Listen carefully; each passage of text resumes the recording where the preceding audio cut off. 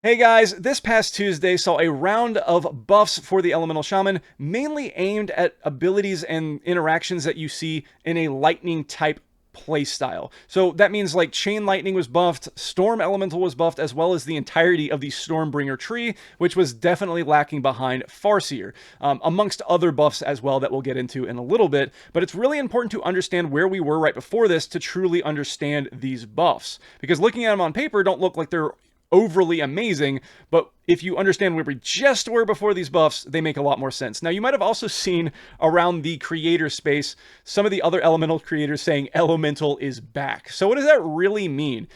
Elemental was really only gone for 1 week so far on beta. Other than that, Elemental has been very strong. But last week saw a ton of nerfs to Lava Burst as well as Elemental Blast. And the most important change was the nerf to Lava Surge procs, giving you those instant cast Lava Bursts and really crushing that old style of play of the season 3 and season 4 style of play of just mainly spamming Lava Burst as your main ability in like a Mythic Plus environment. So the way that the Lava Surge proc change looks like, if you haven't seen it yet, this is a good example of it. So this is what it looks like after last week's changes and nerfs to Lava Surge. Just pay attention to the Lava Surge procs here, so you can see how few we're actually getting now. That's our first Lava Surge proc. I've got 6 Flame Shocks up. There's a second Lava Surge, so we've got 2 so far. Waiting on another one. There's a third one right there. And now we're just having to do a lot of hard casting of Lava Burst. There's a fourth one. Just a lot. If we're trying to do that same style of play than before, there's a fifth one right there. If you try to play the same way as you were before, you're just going to be doing a ton of hard casts. That's a sixth one. So you kind of get the idea here. You were just very, very dry on actually getting those Lava Surges out. And there's a seventh one right there. And I think I only get one more for the rest of this pack. Right there. I think that was one right there. So like around 8 for the entire pack. So very few Lava Surges. You can't be just like constantly instant casting out Lava Bursts anymore. You have to do a ton more hard casts.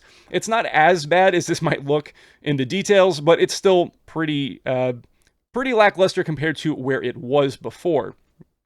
So with that being said, what we saw at the end of the week as we were trying to figure out more builds is a build like this started to crop up. It was I first became aware of it when a Discord user named Alpaca in the Elemental Shaman Discord showed this to me. I then passed it on to Bond. Bond got a lot more experimenting with it than I did because I was really busy this past weekend.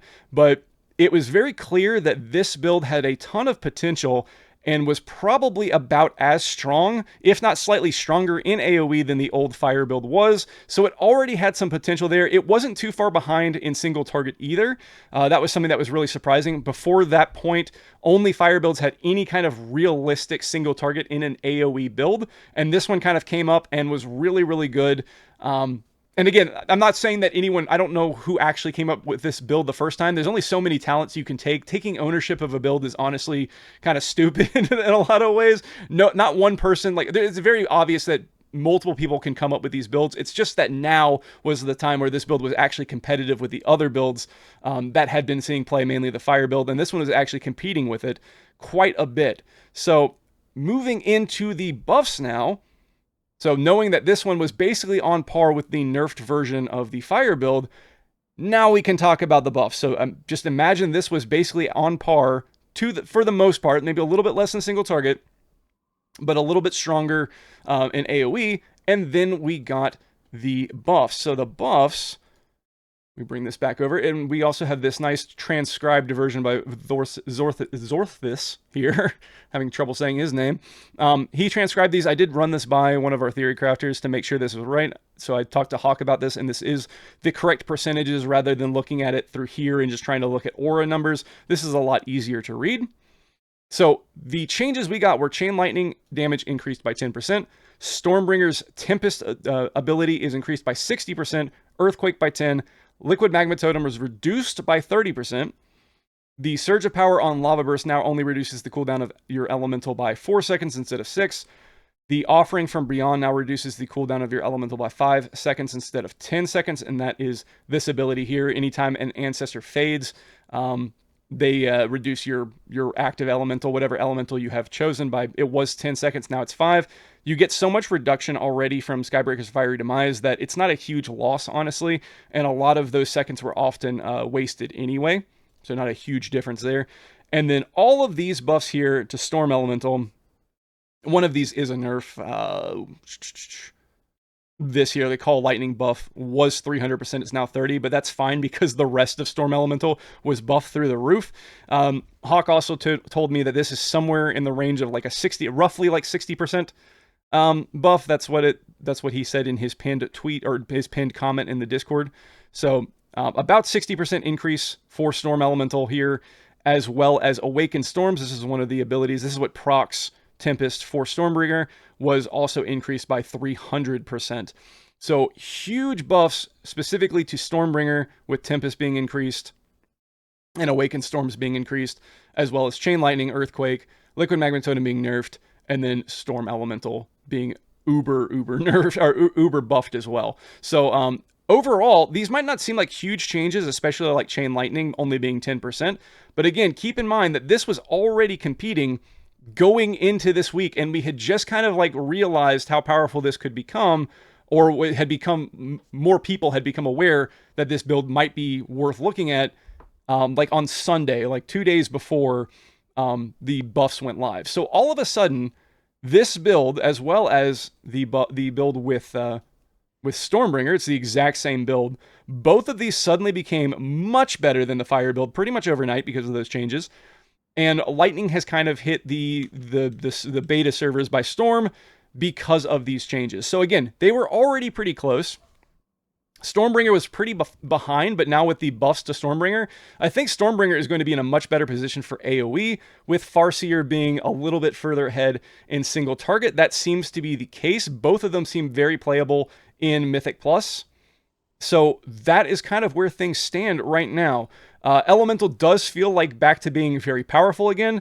Hard to say what is and what isn't meta, but it does feel powerful, does feel strong. Stormbringer specifically no longer feels like you're gimping yourself by playing it.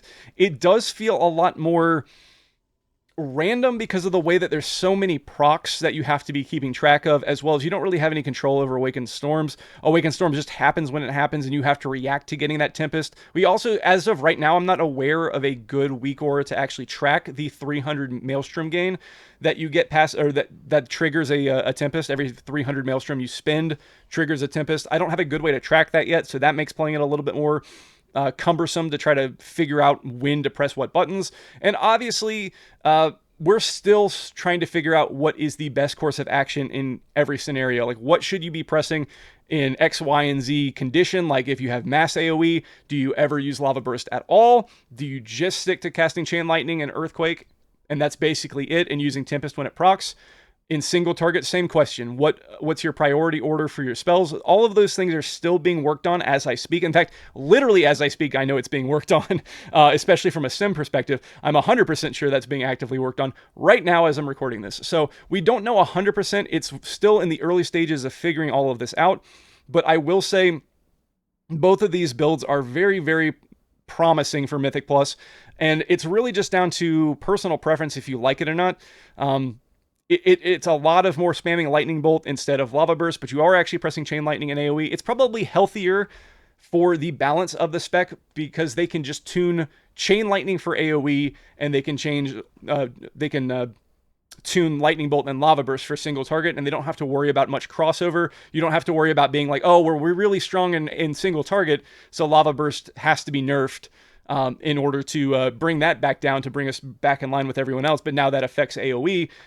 When Chain Lightning is what's being buffed up and down, and single target spells are being what's buffed up and down for single target, and AoE is separate, it makes it a lot easier for the balance team to actually get things in the right place, in at least historically speaking.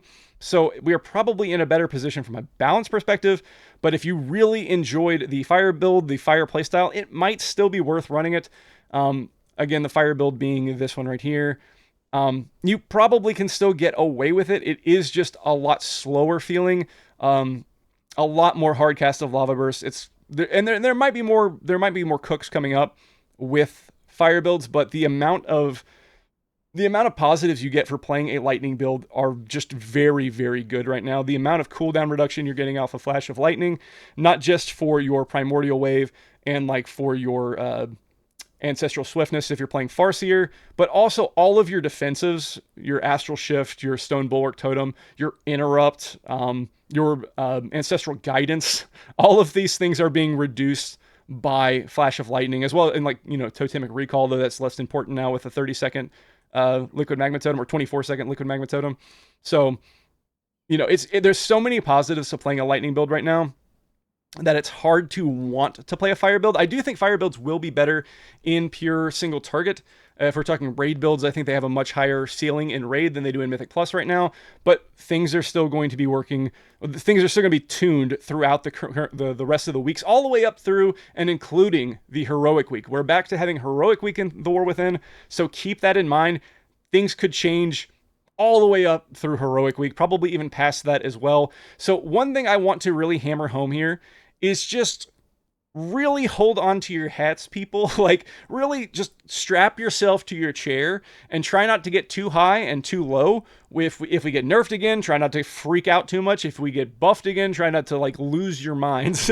Is Elemental back? It's back to being relevantly good on beta as it stands right now. Is it going to stay that way all the way through beta? I don't know. Is it going to be like that in week 1 of Mythic? I don't know. We'll find out. There will be more tuning. I guarantee you 100% that they are not done with tuning, especially not across all the specs. We could easily see more tuning as the weeks go on. Hold on to your seat, and if we get nerfed again, you can just blame Bond and don't blame me. Anyway, that's pretty much it. I hope you guys have a good week, and I will see you in the next video.